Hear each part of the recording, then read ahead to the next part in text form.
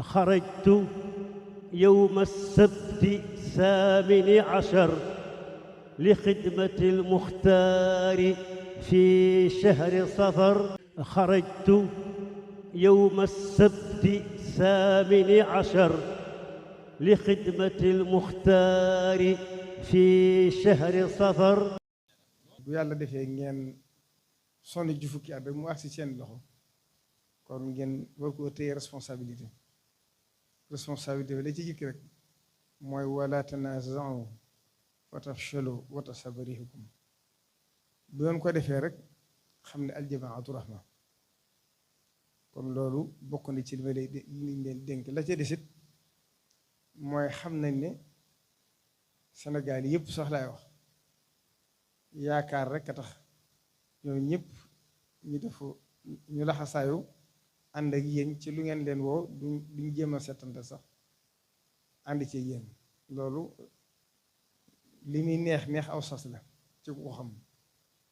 kon li ci jëkk mooy ànd ak ñoom ci yërmande yi it xam ne bindee fi njabootu suñu borom lañ ku leen gën a yërëm rek yàlla gën la dimbali. ba ca desit mooy sa njaboot gi la nekkal Tuuba dama doo ameel nga leen bor boo leen mënta fay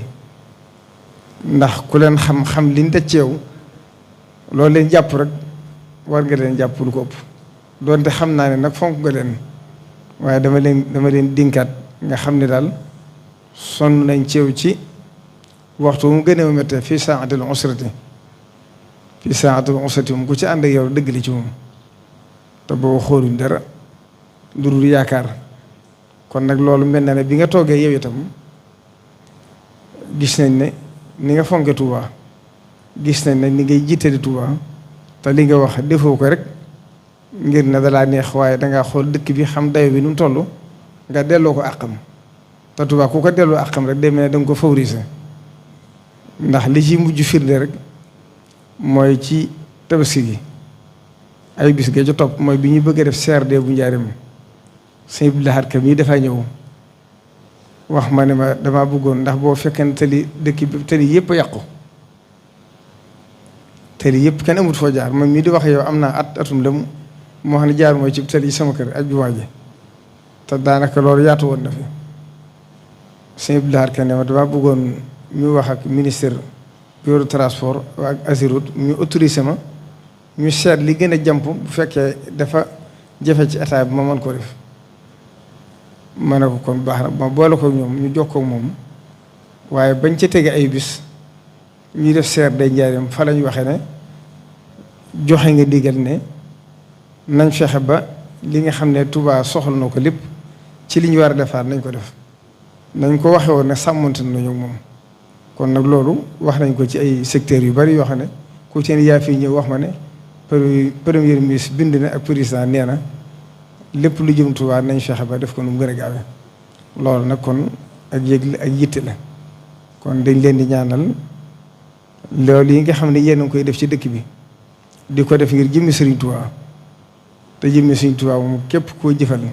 daa la fay waaye ngeen def ko ngir ñi dëkk ci dëkk bi. xam ne mooy département bi ëpp ci dëkk bi